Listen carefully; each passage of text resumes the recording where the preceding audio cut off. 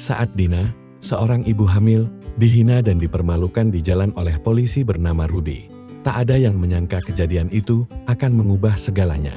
Kehidupan Rudy berbalik drastis ketika seseorang yang berpengaruh turun tangan dan mengguncang institusinya hingga ke akar. Apa sebenarnya yang terjadi?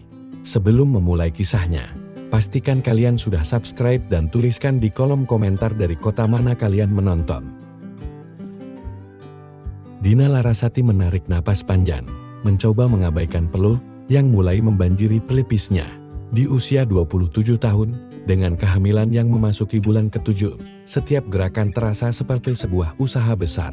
Perutnya yang buncit terasa kencang, seolah-olah sang bayi di dalam ikut merasakan gerak dan tegangnya suasana pagi itu.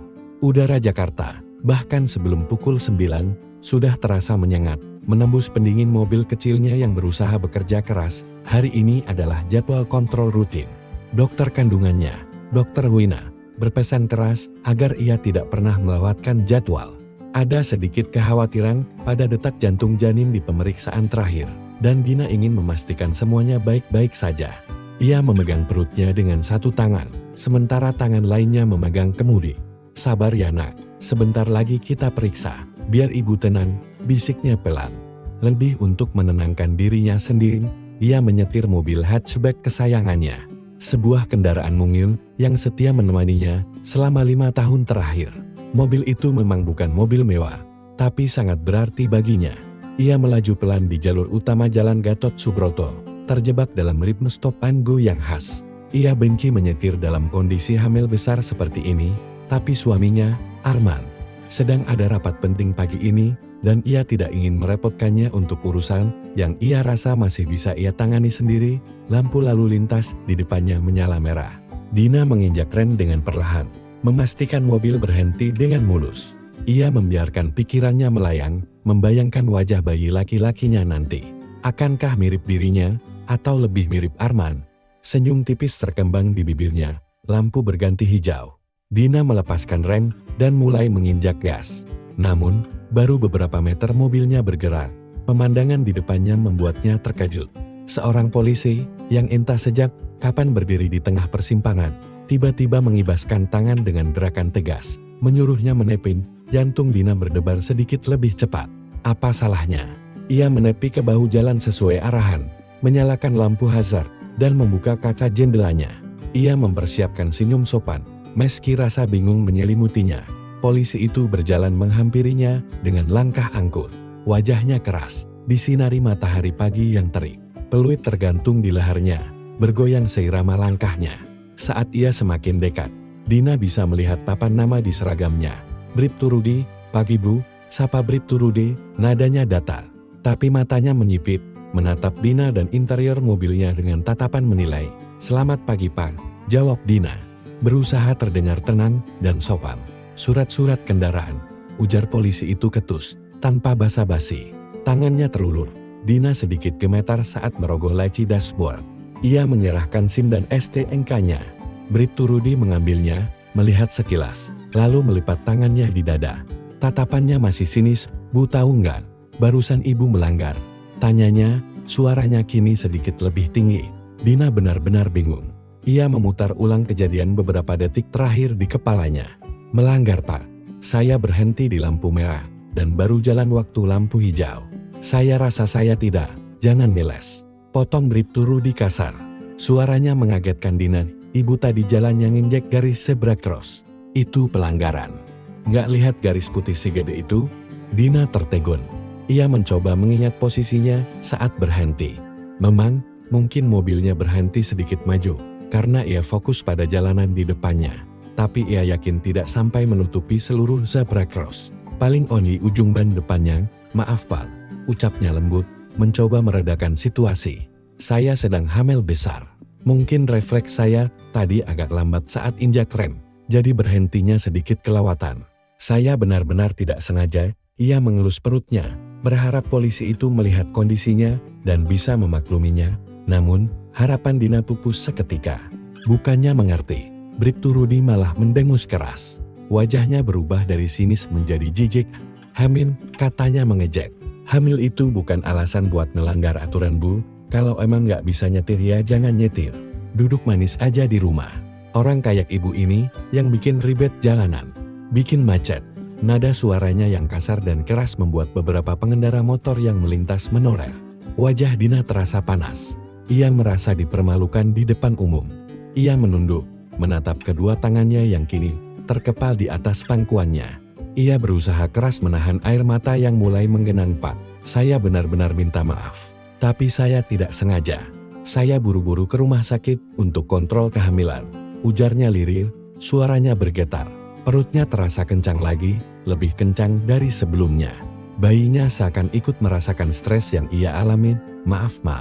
Gampang banget mulut ngomong maaf," bentak Rudi lagi. "Semua pelanggar juga bilangnya gitu. Tapi peraturan ya peraturan. Ibu saya tilang." Ia mengeluarkan buku tilang dari sakunya, kemudian ia berhenti sejenak, menatap Dina lagi dengan senyum miring yang penuh arti. Ia sedikit membungkuk, mendekatkan wajahnya ke jendela mobil. "Atau mau damai di tempat?" bisiknya. Nadanya menyindir. Dina tersantak. Istilah damai di tempat itu bukan hal asing di telinganya. Itu adalah kode halus untuk meminta uang suap. Dadanya terasa sesak.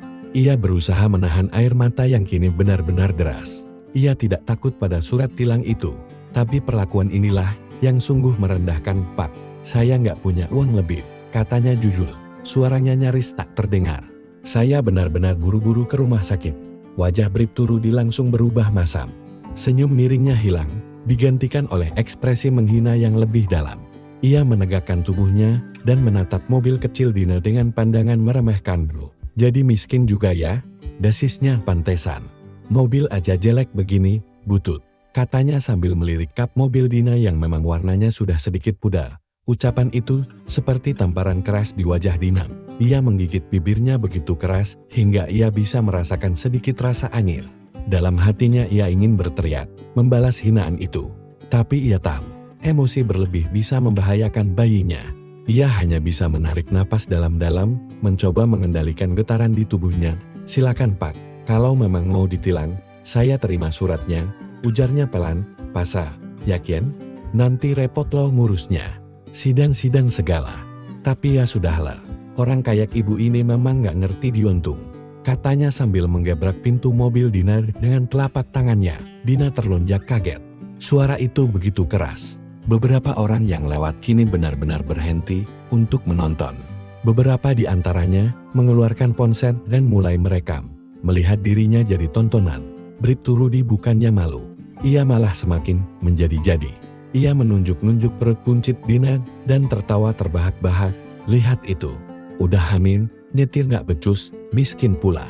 Kasihan amat hidup lo Bung." Bah. Tawanya yang meledak-ledak terasa seperti ribuan jarum menusuk telinga Dina. Ia menunduk dalam-dalam, air matanya akhirnya luruh. Namun, penghinaan itu belum berakhir.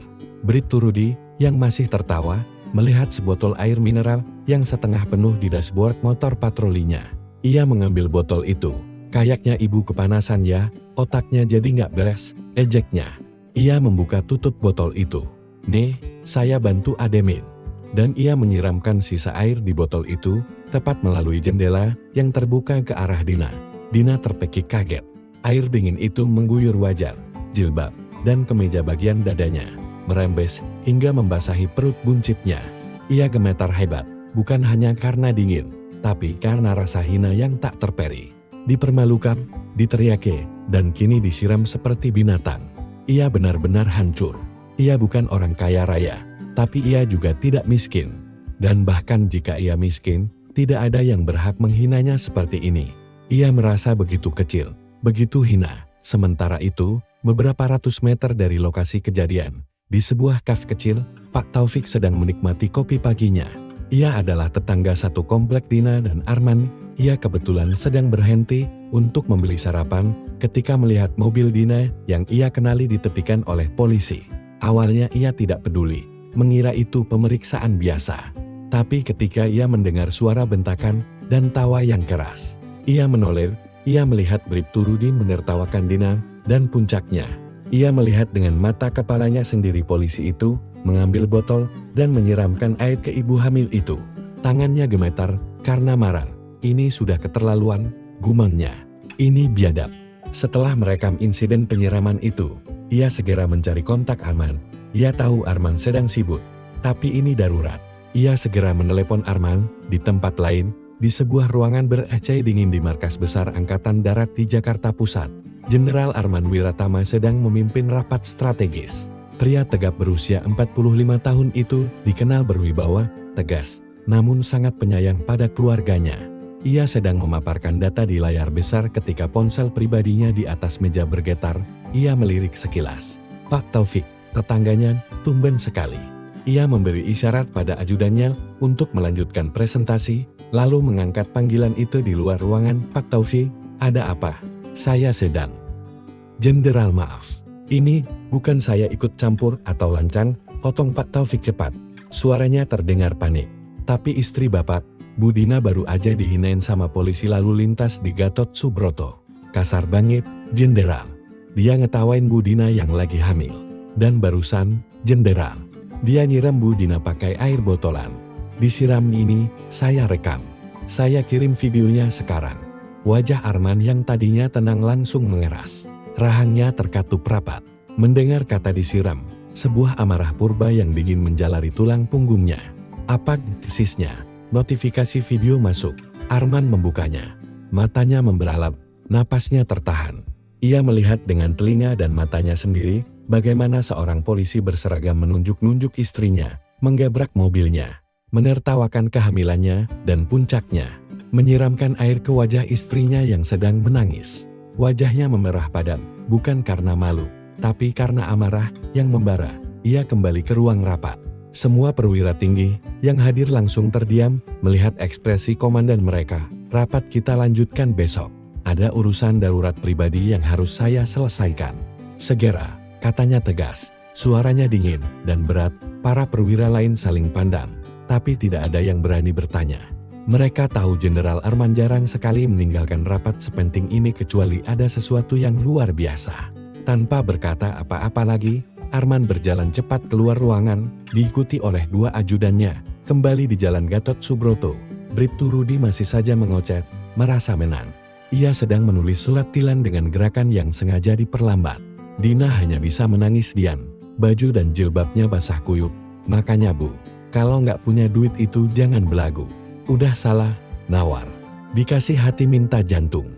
Coba kalau semua orang kayak ibu, negara ini bisa rusak. Nggak ngerti aturan. Dasar perempuan.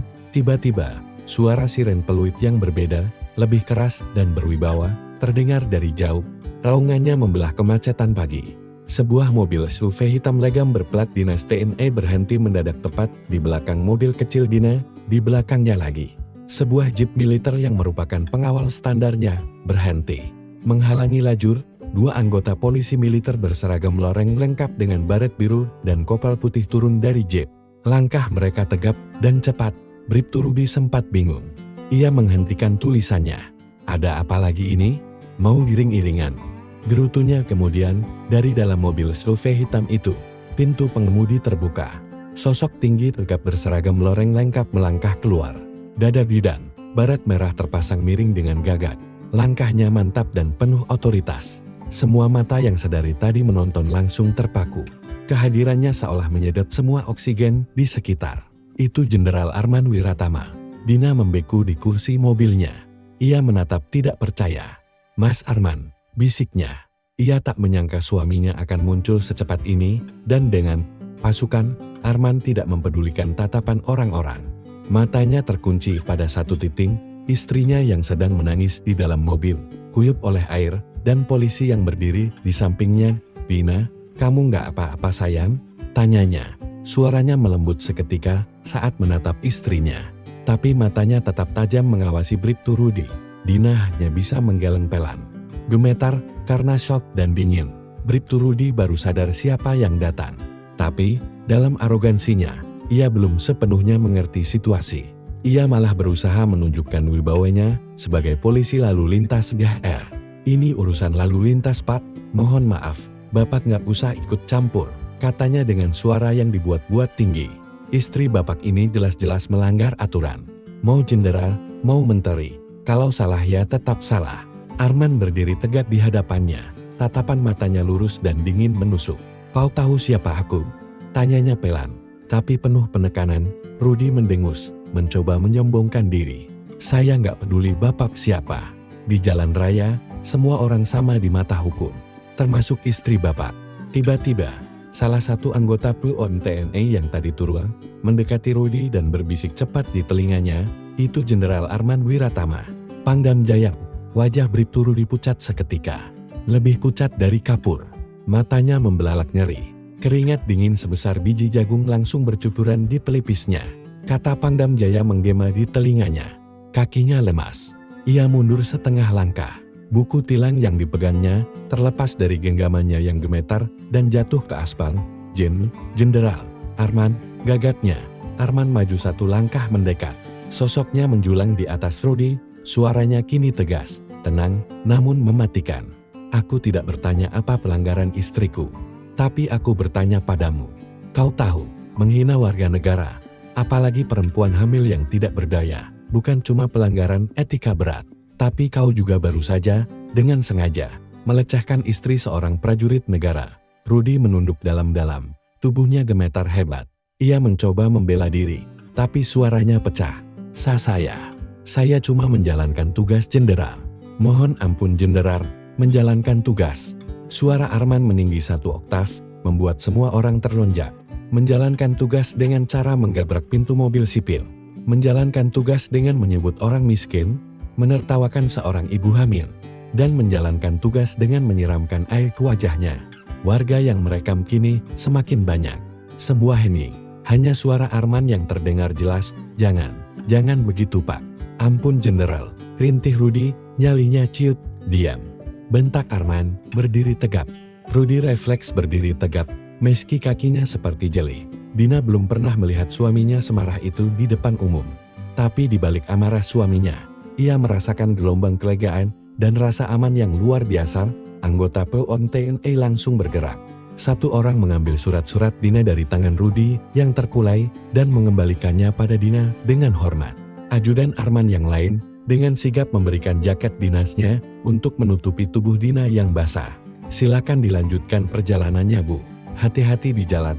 Anggota POM yang lain langsung memanggil tim propam dari kepolisian melalui radio. Dalam waktu kurang dari 15 menit, 2 mobil patroli propam tiba di lokasi. Bribtu Rudy, yang sudah seperti mayat hidup, ditarik ke pinggir jalan untuk dimintai keterangan. Wajahnya lesu. Seragamnya kini tampak kebesaran di tubuhnya yang lunglai. Salah satu perwira propam yang baru tiba, seorang perwira menengah, mendekati Arman dan memberi hormat militer. Izin jenderal, kami sudah menerima laporan dari masyarakat soal perilaku anggota ini. Bukan hanya dari bapak, banyak video yang sudah tersebar di media sosial 1 jam terakhir. Terutama video saat dia menyiram istri bapak. Kami pastikan akan kami tindak tegas. Perilaku ini sangat mencoreng nama institusi. Saya pegang janjimu. Pastikan kalian tidak sekadar bicara, kata Arman dengan nada dingin. Siap jenderal. Kami akan proses sesuai prosedur terberat. Dina masih duduk di mobilnya, terbungkus jaket loreng suaminya. Air matanya kini mengalir tanpa isak. Bukan karena takut atau sedih lagi, tapi karena lega. Selama ini ia selalu berusaha menjadi orang yang sabar dan mengalah. Tapi kali ini, melihat kesombongan yang dihancurkan oleh keadilan, rasanya melegakan. Arman masuk ke mobilnya. Setelah memastikan Dina tenang, ia memegang tangan istrinya dengan lembut. Genggamannya hangat dan kuat. Kau baik-baik saja. Dina mengangguk, menyeka air matanya. Iya, cuma kaget dan dingin. Terima kasih mas. Aku nggak akan biarkan siapapun menghina kamu seperti itu lagi. Tidak akan pernah, katanya sambil mengecup kening Dina lama.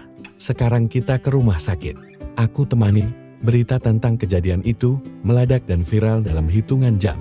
Video rekaman Pak Taufik dan video-video lain dari warga yang menyaksikan, terutama adegan penyiraman, menyebar seperti api. Dalam sekejap, semua platform media sosial dipenuhi oleh wajah Bribtu Rudy. Judul-judul headline berita online bertebaran, viral. Polisi hina dan siram ibu hamil di jalanan. Ternyata istri seorang jenderal TNI, arogansi oknum polisi berujung skandal nasional. Direkam warga detik-detik Bribtu Rudy siram warga hamil. Kena mental dibentak jenderal, Bribtu Rudy terancam dipecat setelah sebut warga miskin dan lakukan kekerasan fisik. Video itu menjadi trending topik nomor 1. Warganet meluapkan amarah mereka. Kolom komentar penuh dengan hujatan untuk Rudy dan dukungan untuk Dina. Banyak ibu-ibu dan perempuan lain yang merasa terwakili. Karena mereka mengaku sering menjadi korban arogansi atau pelecehan verbal ringan dari oknum petugas di jalan. Keesokan harinya, Arman dan Dina dipanggil secara resmi ke kantor kepolisian untuk memberikan keterangan sebagai saksi korban. Mereka disambut langsung oleh Kapolres. Di ruang sidang etik yang dingin dan tegang, Bribtu Rudy duduk di kursi pesakitan. Ia mengenakan seragam lusuh, wajahnya tertunduk lesu. Tak ada lagi jejak kesombongan yang kemarin ia tunjukkan. Sang Kapolres membuka sidang dengan nada serius dan wajah yang menahan marah. Kami sudah menerima laporan lengkap, bukti video dari berbagai sudut, dan kesaksian dari belasan warga. Perilaku yang ditunjukkan oleh Bribtu Rudy bukan hanya pelanggaran disiplin, tapi sudah mencoreng nama baik institusi Polri secara keseluruhan. Apa yang mau Anda sampaikan sebagai pembelaan Bribtu Rudy? Rudy mengangkat wajahnya. Matanya merah dan bengkak. Ia gemetar, saya hilaf Pak. Saya minta maaf. Kemarin saya cuma lagi banyak pikiran, lagi emosi. Kapolres menatapnya tajam. Emosi, banyak pikiran? Apa itu alasan untuk menghina warga negara? Untuk merendahkan seorang perempuan hamil? Apa itu alasan Anda menyiramkan air ke wajahnya? Apa Anda sadar ucapan dan tindakan Anda direkam dan ditonton jutaan rakyat Indonesia? Anda membuat seluruh institusi ini malu, bentaknya. Rudy kembali menunduk dalam-dalam. Saya minta maaf Pak, saya mohon ampun. Kapolres menghela napas berat. Permintaan maaf Anda tidak akan menghapus perbuatan Anda. Institusi ini tidak punya tempat dan tidak akan menoleransi arogansi, kesewenang-wenangan, dan pelecehan terhadap masyarakat di luar ruang sidang. Puluhan wartawan sudah menunggu. Saat Arman dan Dina keluar, mereka langsung memberondong dengan pertanyaan, "Jenderal, bagaimana perasaan Bapak tentang kejadian yang menimpa istri Anda ini?" tanya seorang wartawan. Arman berhenti sejenak. Ia menatap lurus ke kamera, menggenggam tangan Dina di sampingnya. Ia berkata dengan tenang namun tegas, "Saya ingin luruskan. Saya tidak marah semata-mata karena dia menghina istri saya. Saya marah karena dia, sebagai aparat negara, telah menghina seorang warga negara yang kebetulan sedang hamil di depan umum. Tindakannya menyiramkan air adalah bentuk kekerasan dan pelecehan yang tidak bisa ditolerir. Hukum dan kehormatan seragam itu harus ditegakkan untuk melindungi rakyat, bukan untuk menakut-nakuti dan menghina." Pernyataan Arman langsung mendapat pujian. Ia tidak terlihat sedang menyalahgunakan kekuasaannya untuk balas dendam pribadi, melainkan menegakkan kehormatan. Sidang etik hari itu juga memutuskan Bribtu Rudy terbukti secara sah dan meyakinkan melakukan pelanggaran berat kode etik kepolisian. Ia diberhentikan tidak dengan hormat. Banyak masyarakat yang mengikuti berita itu bertepuk tangan secara virtual. Keadilan kali ini terasa cepat dan nyata. Namun Arman tidak bersorak. Ia hanya menggenggam tangan Dina lebih erat saat mereka berjalan menuju mobil. "Semoga ini benar-benar jadi pelajaran buat semua orang yang berseragam," katanya lirih. Lebih pada dirinya sendiri. Beberapa minggu kemudian, suasana sudah kembali tenang. Dina kembali melakukan kontrol kehamilan rutinnya. Saat ia sedang menunggu di ruang tunggu, seorang suster menghampirinya. "Permisi, Ibu Dina Larasati ya?" tanyanya ramah. "Iya Sus," jawab Dina. Suster itu tersenyum lebar. "Itu ibu yang diberita itu kan? Yang disiram oknum polisi itu?" "Kami semua di sini nonton beritanya Bu. Ibu luar biasa kuat dan sabar. Suami ibu juga keren banget." Dina tertawa kecil, sedikit malu. Saya cuma ingin hidup tenang aja kok KS. Justru itu yang luar biasa. Banyak ibu-ibu di sini yang kemarin cerita. Mereka jadi merasa terwakili oleh keberanian ibu dan ketegasan suami ibu. "Terima kasih ya Bu," kata suster itu tulus. Dina merasa hatinya hangat. Ternyata, kejadian memalukan itu membawa dampak positif yang tidak ia duga. Malam harinya di rumah, Arman pulang membawa buket besar bunga mawar putih kesukaan Dina. "Untuk istriku, ibu yang paling sabar dan paling kuat di dunia," katanya sambil memeluk Dina dari belakang. Dina bersandar di dada bidang suaminya. "Terima kasih sudah selalu ada buat aku Mas." "Selalu," jawab Arman. Beberapa bulan kemudian, hari yang ditunggu-tunggu tiba. Dina melahirkan seorang bayi laki-laki yang sehat, tampan, dan menangis kencang. Mereka menamainya Arya Wiratama, saat Dina menggendong Arya untuk pertama kalinya, menatap wajah mungil yang memerah itu. Ia teringat kembali kejadian di Jalan Gatot Subroto. Ia ingat rasa malunya, rasa takutnya, dan rasa dingin air yang membasahi perutnya, tempat Arya berada saat itu. Ia berjanji dalam hati, kelak anaknya akan tumbuh di negeri, di mana hukum dan etika benar-benar ditegakkan tanpa pandang bulu. Di mana tidak ada lagi aparat yang merasa bisa sewenang-wenang pada rakyat kecil.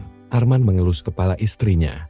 Seakan bisa membaca pikiran Dina, dia akan sangat bangga sama ibunya suatu hari nanti, katanya lembut.